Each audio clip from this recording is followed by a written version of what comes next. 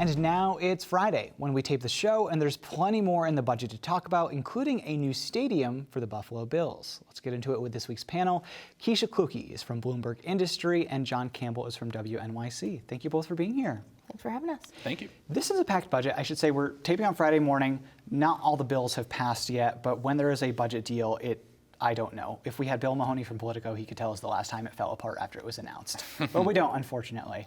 So one of the big parts of this package, John, I want to go to you first, is this criminal justice package. It's a much watered down version of what Governor Kathy Hochul wanted in her 10-point crime plan. What do you think that means going forward in terms of the criminal justice space? I know the advocates were pushing back on it, but how did we end up? Yeah, absolutely. And the criminal justice plan was really one of, if not the biggest holdup to a budget deal. I mean, the governor dropped it on lawmakers, 2 weeks before the budget was due, if that. And it really complicated talks because legislative leaders were already on record saying they did not want to make changes to these bail reform laws, to these discovery reform laws. And in the end, you're seeing changes to those. I mean, on the bail side, you're going to see some action toward repeat arrestees. You're going to see some action toward gun crimes. You're going to see some action toward ensuring that people who are, like I said, repeat arrestees can be bail eligible. But politically, it is a big deal for the governor because she is getting pushed both in the Democratic primary and the Republican primary from both sides on this issue of criminal justice. And she had to do something from a purely political standpoint on that. Whether this satisfies her opponents, probably not. No. Already not. Definitely not. No. But this gives her something to point to. Now that said, we have not seen any data to suggest there's any sort of clear link between bail reform and a spike in crime. And that angers progressives because and public defenders and all sorts of people who say, well, why are you trying to roll this back if there is no clear link? So it's a difficult line to walk, but the governor was able to extract some things from the legislature, and that is a victory for her, even if it wasn't as strong as she originally proposed. I'm interested in the after of all of this. So when this takes effect, if crime rates stay where they are over the next 12 months, does that mean that we didn't need to do this? Or, how is that going to impact down the road? Will we see more tweaks to bail reform maybe next year, something like that? I think that's going to be the interesting part to watch because, as you said, there's not data connecting the rising crime to bail reform. It just so happens that both of those things happened at the same time. I don't think we can say that it's definitely not bail reform, but we just don't know is what it comes down to. Keisha, I want to turn to you on a really important issue for New York voters and New York residents, taxes. So does this budget include any, we said before it includes middle income tax cuts accelerated, but will New Yorkers be experiencing any new costs? Yes, so speaking of an election year, this budget also included a lot of things that are going to help voters in these kitchen table issues, as they're called. So there's 16 cents off gas because they're doing a gas suspension through the end, a gas tax suspension through the end of the year. So they'll save at least 16 cents per gallon. Localities can also jump onto this, so it could be more. We've got homeowner rebates. They're accelerating the middle class tax cuts. So if you're in certain brackets, you'll also see an acceleration on those cuts.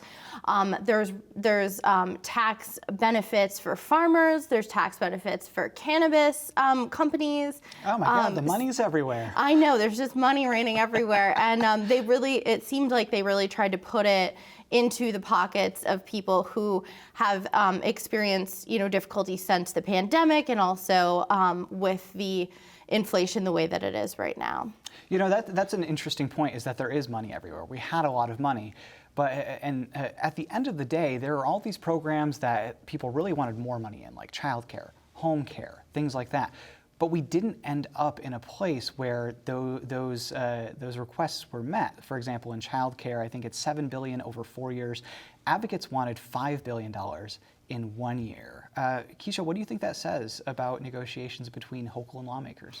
I think that even though it sounds like more money is a good thing, it makes it more difficult to negotiate because everyone does have different things that they want. The Senate wants some things, the Assembly, and then of course the governor. So I think that it just shows that even when you have more money, it's not necessarily easier to negotiate a budget. We also had, like you mentioned, healthcare. She did throw some money towards hospitals, money towards retention bonuses for healthcare workers who, were out there in the thick of it during the pandemic.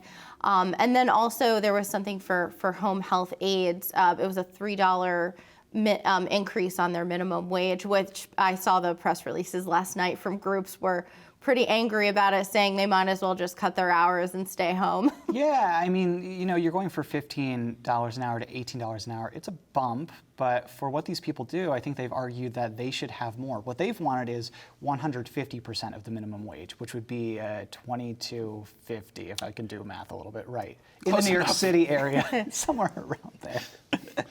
So, John, I want to turn to you on a little bit of politics on this. So we saw a lot of issues where the governor and progressives in the legislature really butt heads. What do you think that means for Hochul's relationship with the legislature this legislative session, and presumably if she wins in November, maybe next year? What does this mean for that relationship going forward? Well, I mean, you want to talk symbolism. When the governor announced this budget agreement, quote unquote agreement, on a Thursday afternoon, she was not accompanied by the two other parties that are supposedly party to this agreement: Senate Majority Leader Andrea Stewart-Cousins, Assembly Speaker Carl Heastie.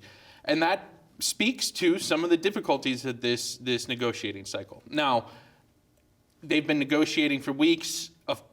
They've butted heads over a lot of different things. Like, I don't know that I would want to be sitting next to the person that I had this intense negotiation with right when it's done. But it's not all sunshine and rainbows between them right now. And that can be a good thing, quite frankly, because there is supposed to be tension between the branches. I mean, there is supposed to be a natural system of checks and balances, and there's supposed to be tensions, and there's supposed to be this negotiation. Now, it's also supposed to happen before March 31st, and we were more than a week late with this budget. But, it's natural. I mean, there are always going to be tensions between the governor and the legislature, and this year is certainly no different. Keisha, I want to give you the last word. We mentioned it in the package right before this segment, but there's going to be a bond act on the ballot, $4.2 billion. Can you give a little 30-second rundown of what that money would be used for? Yeah, so it's basically to combat climate change. It's going to infrastructure for, flooding, trying to mitigate flooding, things like that. It's going to try to help the state meet its carbon emission reductions as well. So I know advocates were trying to get more money into that. We ended up at 4.2, which is 1.2 billion more than it was originally going to be. But we'll see if voters decide that it's worth it in November when it's on the ballot. Yeah, that's a big question in this year's election, and also a bunch of people are running for office, but we'll get to them sometime down the road.